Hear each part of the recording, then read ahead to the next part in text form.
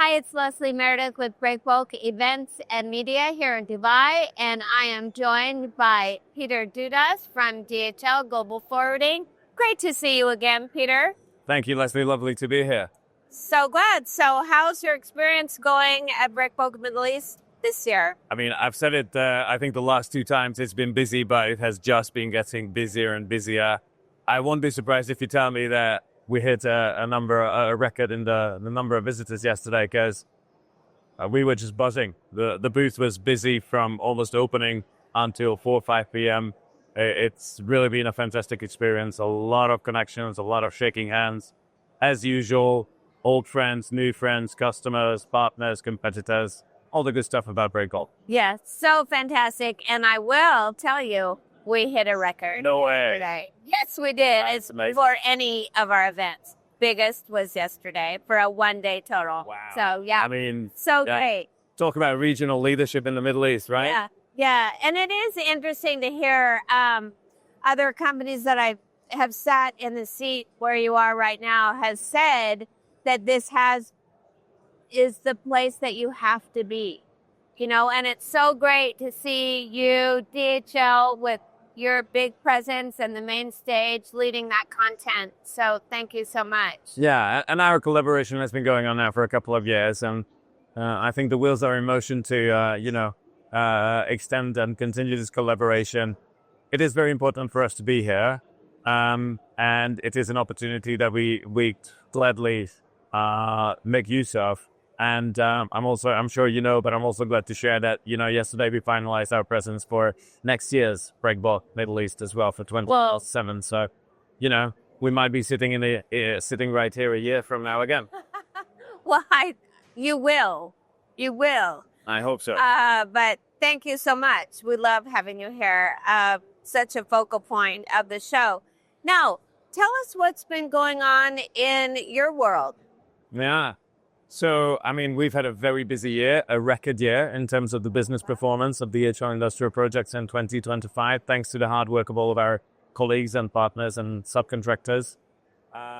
It's been a wild ride in many ways, right? I think it's pretty clear that the Middle East has become such a focal point for foreign investment, as well as domestic investments in terms of the Gulf states and their respective hydrocarbon producing companies, creating new capacities, both for production and for processing of natural resources, but not just in the oil and gas segment. Also, renewables has seen a fantastic, huge growth.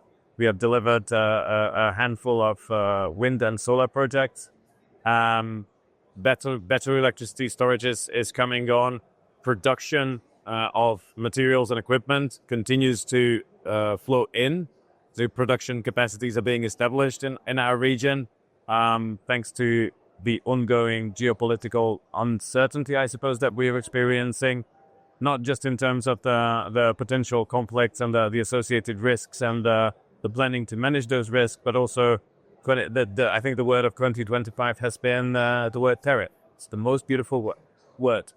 And so companies are reconfiguring or have been reconfiguring their supply chains, relocating production from those countries that may or may not have been worse affected by tariffs of the US, which is, of course, the biggest economy in the world and the biggest market for consumer and industrial goods as well. So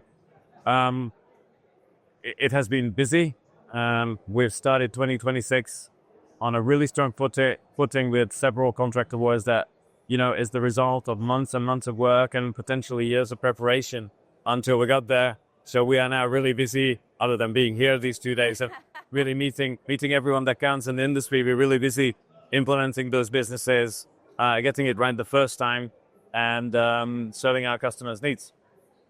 Yeah, absolutely. So where are your biggest opportunities and challenges? What is on your mind?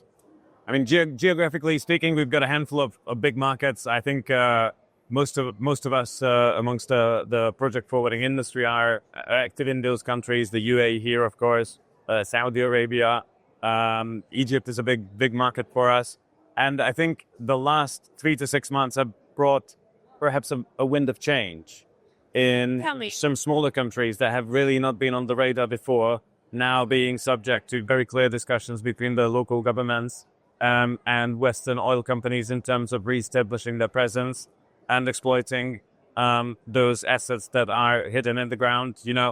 I'll name Libya and Syria, two countries that have gone through some really, really difficult times. Yes. The people have suffered. The economic state of these countries is not good, and they need that investment, and the governments are acting.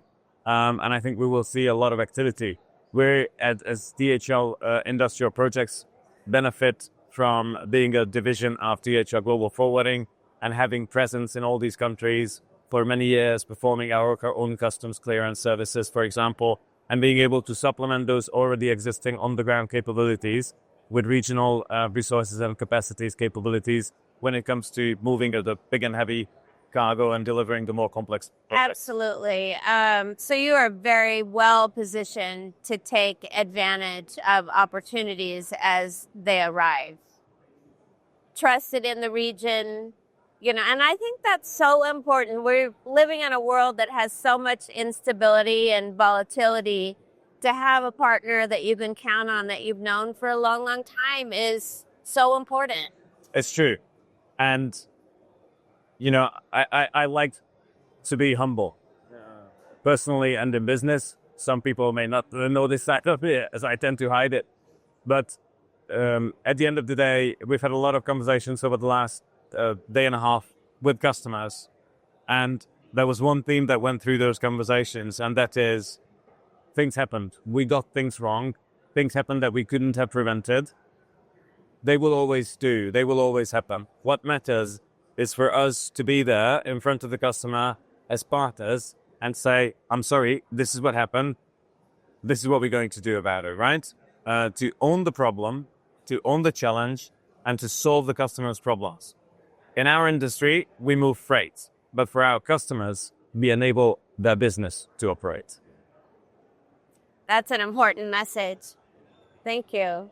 I think we'll end on that note, because that is one that people really need to take to heart. So thanks so much, Peter. Thank you, Leslie. Great to talk to you. Thank you.